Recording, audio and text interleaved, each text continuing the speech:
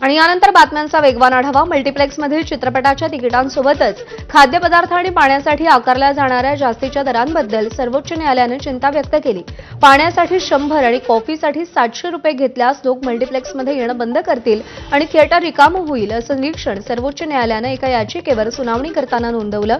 Multiplex association of India आणि इतर संस्थांनी कर्नाटक उच्च न्यायालयाच्या निर्णयाविरोधात दाखल केलेल्या याचिकेवर सुनावणी करताना न्यायमूर्ती विक्रम नाथ व न्यायमूर्ती संदीप मेहता यांच्या खंडपीठानं मल्टिप्लेक्समधील तिकीट आणि खाद्यपदार्थांसाठी जास्त पैसे घेत असल्याबद्दल नाराजी व्यक्त केली.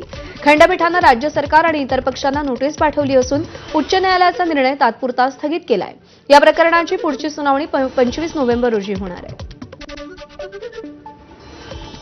ओडिशाच्या खुर्दा जिल्ह्यातील 2 गावांमध्ये दीर्घकाळ चाललेल्या सीमावादावरून नवीन संघर्ष झाला. या संघर्षामुळे दोन्ही बाजूंनी दगडफेक आणि दुकानांची तोडफोड करण्यात आली. स्थानिक बसस्टँडच्या नावावरून झालेल्या किरकोळ वादानंतर या हिंसाचाराची सुरुवात झाली.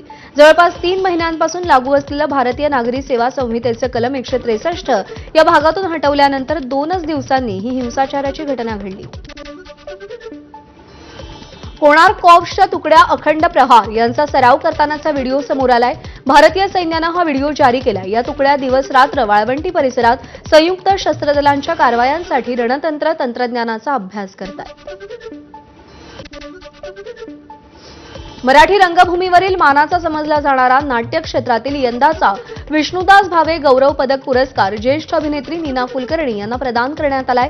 अखिल भारतीय मराठी नाट्य संमेलनाचे अध्यक्ष जब्बार पटेल यांच्या हस्ते हा पुरस्कार प्रदान करण्यात आला. यावेळी उच्च व तंत्रशिक्षण मंत्री आणि चंद्रकांत पाटील यांची प्रमुख उपस्थिती होती. रंगभूमी दिनाचं औचित्य साधून हा पुरस्कार वितरण सोहळा पार पडला.